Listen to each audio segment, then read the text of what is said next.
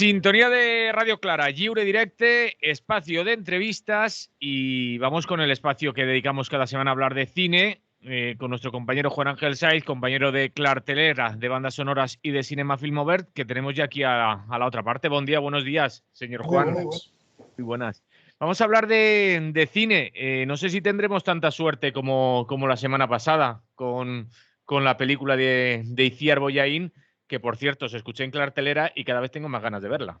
No, está realmente muy, pero que muy bien, ¿eh? Está realmente bien y además ha entrado bien en taquilla y ojalá que el boca a boca haga que Maisabel no solamente se mantenga, sino que vaya un poco a más. Que estas películas que son pequeñas, que no tienen un super lanzamiento publicitario, al final lo único que se pueden beneficiar es de que la gente que va a verlas le diga a otros que vayan, que vale la pena. Y pienso que este es uno de esos casos en que puede ocurrir y ojalá que ocurra, porque es una película necesaria, vaya. Sí, Juan, y esta semana, como te decía, hemos tenido suerte. Hemos tenido alguna película interesante, pero digamos que no ha habido prácticamente estrenos. Son 5 estrenos, uno de dibujos animados o de animación típico, que se llama Bella y el Circo Mágico, sin interés. Luego, Sin Tiempo para Morir es la película de James Bond que ha arrasado. Entonces, cuando llegan películas de este nivel, no se atreve nadie a estrenar, evidentemente. Yo no sé, me suena que hace ya unas cuantas semanas había previstos 10 o 12 estrenos, pero poco a poco se han ido retirando. Me imagino que estaban previstos porque la de James Bond se ha aplazado tantas veces que han dicho, bueno, yo pongo ahí mi película porque la que se irá será la de James Bond, que la volverán a aplazar porque llevamos más de un año y medio, vamos, aplazando su estreno. Pero no, al final sí que se ha quedado Sin Tiempo para Morir y bueno, pues las demás películas han tenido un poco de miedo y se han apartado con buena lógica, porque evidentemente estas son películas de gran lanzamiento que se gastan muchísimo dinero en publicidad y que van a tener su repercusión en taquilla como se ha ocurrido. Es una película entretenida, hay que decir que James Bond en ese sentido pocas veces defrauda, en algún caso ha sido un fiasco, pero son películas muy pensadas para ir combinando escenas de acción, con lugares elegantes, conversaciones ingeniosas, algún toque de humor y a lo largo de casi 3 horas, que dura 2 horas 45 minutos. Hay que reconocer que los guionistas y todo el equipo técnico han hecho un esfuerzo porque la película sea entretenida. Incluso lo que es el primer sketch, que normalmente eran unos minutos, y aquí se nos va, ¿cuánto duraba? 20 y algún minutos. Ese sketch inicial que muchas veces no tenía que ver luego con el argumento de la película y que ahora sí que tiene que ver. Bueno, no me extiendo más, es una película curiosa porque consigue entretener a lo largo de casi 3 horas. Los estrenos interesantes son otros. Mediterráneo, que también es una película que han publicitado mucho, la película de Marcel Barrena, que tiene Eduard Fernández y sobre todo Dani Rovira como reclamo más importante, y que habla del tema de Lesbos, de toda la gente que llegaba a través del Mediterráneo en barcazas, en lanchas, sobrecargadas de gente a la isla de Lesbos, a la isla griega, y sobre todo llegaban desde Turquía, porque es que Turquía está a unos pocos kilómetros cruzando el mar, muy poquitos kilómetros, y la gente se lanzaba cuando cerraron las fronteras. Y lo que nos cuenta en realidad es la historia de 2 socorristas que están trabajando en Cataluña. Uno es Óscar, el otro es Gerard, que sobre todo cuando el primero ve aquella fotografía de hace ya bastantes años de ese niño que, vamos, tendría 3 años o 4 años, quedó muerto en la playa y que fue una foto que recorrió el mundo porque era realmente impresionante. Impresionante para las televisiones y los espectadores durante 2 días o 3 días o una semana. Hoy está completamente olvidado. Bueno, pues este hombre lo que hizo fue coger y decir, no puedo quedarme aquí como socorrista de las playas de bañistas, de gente, digamos, bien en Cataluña, sino que lo que voy a hacer es irme hasta esa isla de Lesbos y ayudar a quien pueda, porque es que yo soy un socorrista, yo lo que hago es ayudar a la gente y allí hay gente a la que hay que ayudar. En definitiva, este Oscar pues no es otro que el de Open Arms.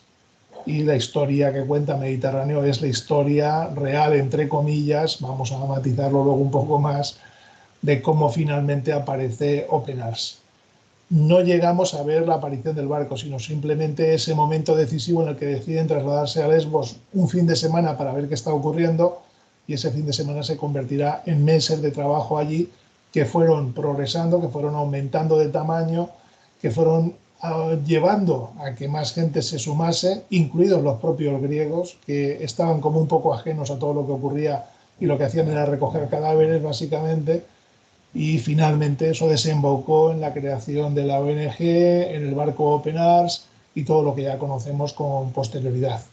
Y digamos que esta película sería la historia de Oscar Camps en esa fase inicial y cómo se transforma de un socorrista de playa de verano con una empresa que se dedica a trabajar en eso, una empresa privada que tenía con otras personas, en alguien que se dedica a salvar vidas y que en este momento decía al final de la película que pueden haber rescatado unas 60.000 personas, yo creo que desde el año 2015 hasta la actualidad.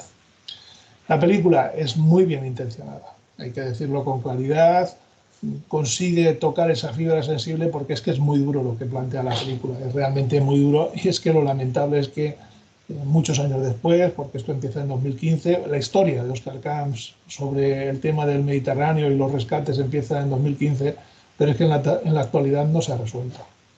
Y claro, pues está muy bien que los gobiernos hagan grandes declaraciones, que la Comisión Europea de no sé qué diga no sé cuándo, pero la realidad es que se sigue teniendo abandonadas a miles y miles de personas porque no se quiere por parte de los gobiernos que lleguen hasta Europa, y lo que se ha hecho es poner unas fronteras tremendas en Turquía, gastando miles de millones al año, hay que recordarlo una vez más, la película no lo dice, pero hemos de recordarlo, gastando miles de millones al año que se dan a países como Turquía para que impida la entrada de migrantes.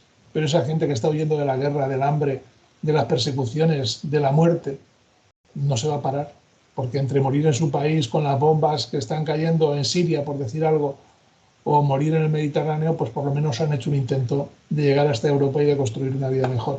Algo que es fundamental y que no solo hacen las personas que están llegando en este momento desde África, desde Siria, desde el sudeste asiático, sino que desde el sudeste no, desde Asia, de forma más amplia, sino que hemos hecho todos los países, o que se ha hecho en todos los países. ¿Cuánta emigración ha habido en España durante décadas y décadas? ¿Cuánto hubo de emigración en la guerra en el año 1936 al 39 y en los años posteriores huyendo de la muerte? Claro, que no tengamos memoria suficiente como para que en toda Europa, en donde han ocurrido cosas similares, estemos ahora ayudando a los que llegan, es algo absolutamente terrible. La película no tiene el alcance de otras películas, pero no importa. Es suficientemente digna como para que recomendemos que se vea, porque no hay que olvidar todo esto.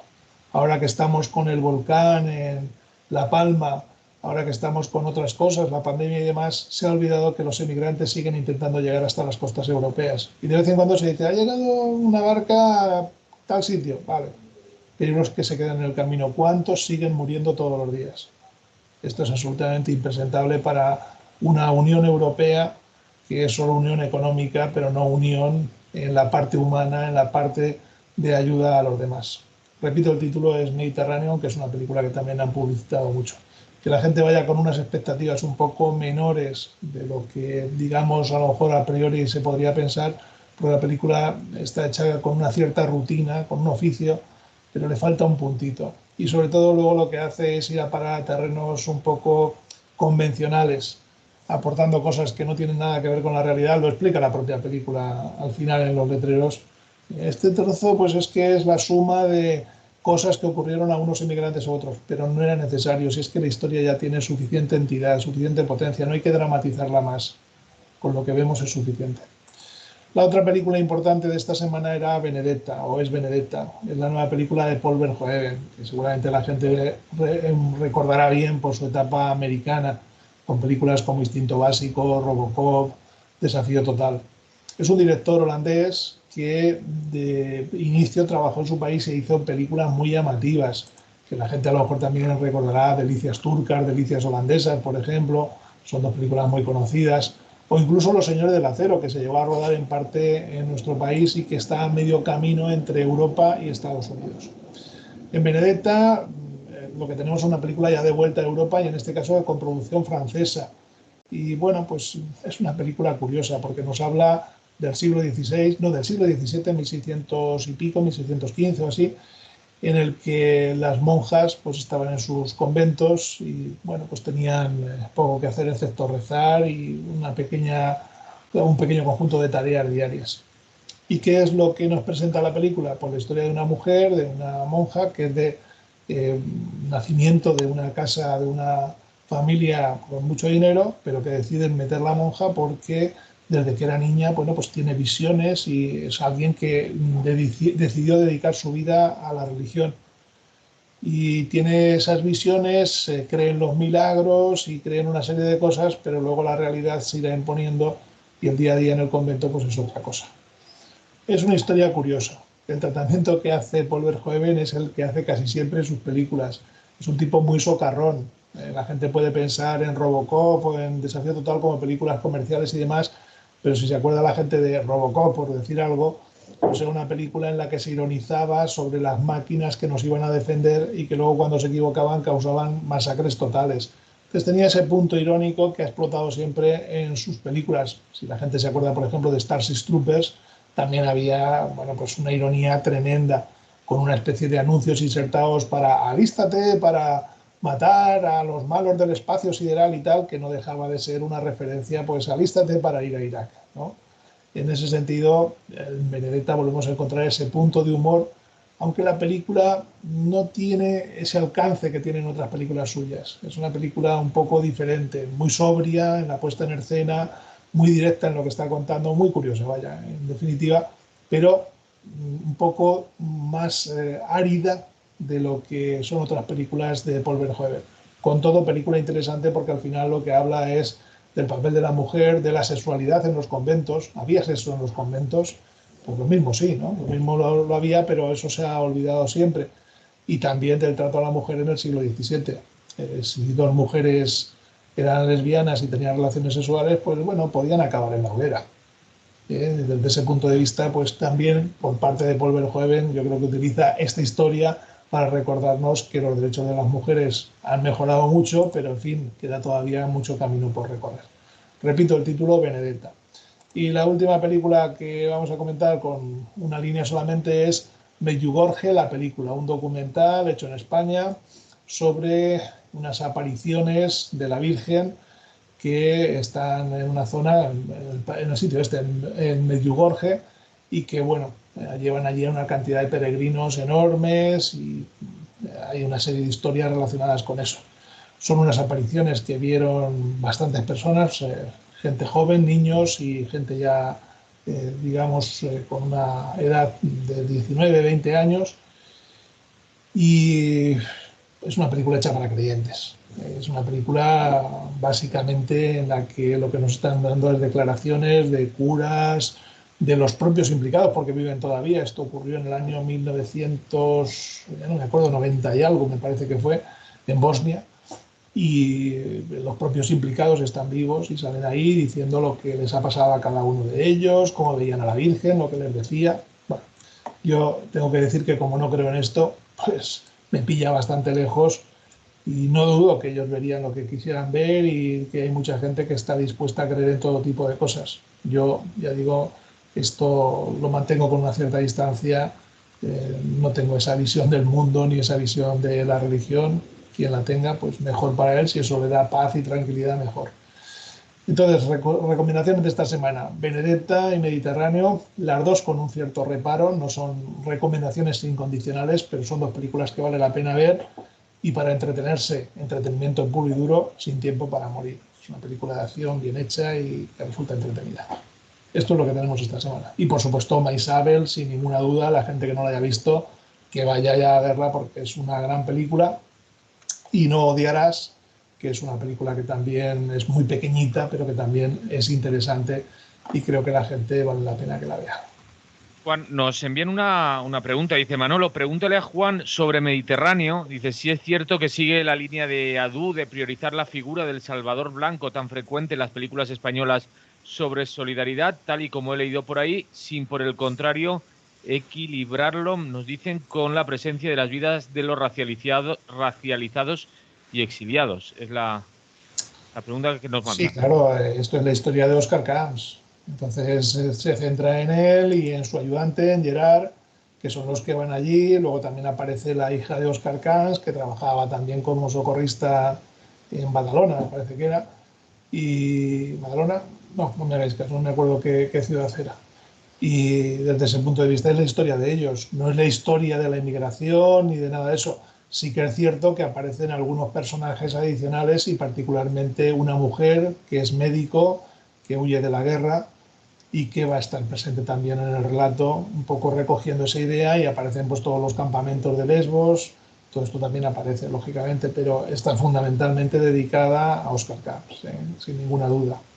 Muy bien. Pues ahora sí, Juan, lo dejamos por aquí y Venga, la semana que viene no sé cómo nos cae, pero o la bueno, semana que viene o la otra volvemos a charlar seguro. como tú lo veas. Venga, un Un abrazo. abrazo, salut, salut. Lliure directe Radio Clara, fins ací l'espai de cinema, l'espai en el que cada setmana parlem de cine amb el nostre company Juan Ángel Saiz, company de Clartelera, de bandes sonores i de cinema Film Obert.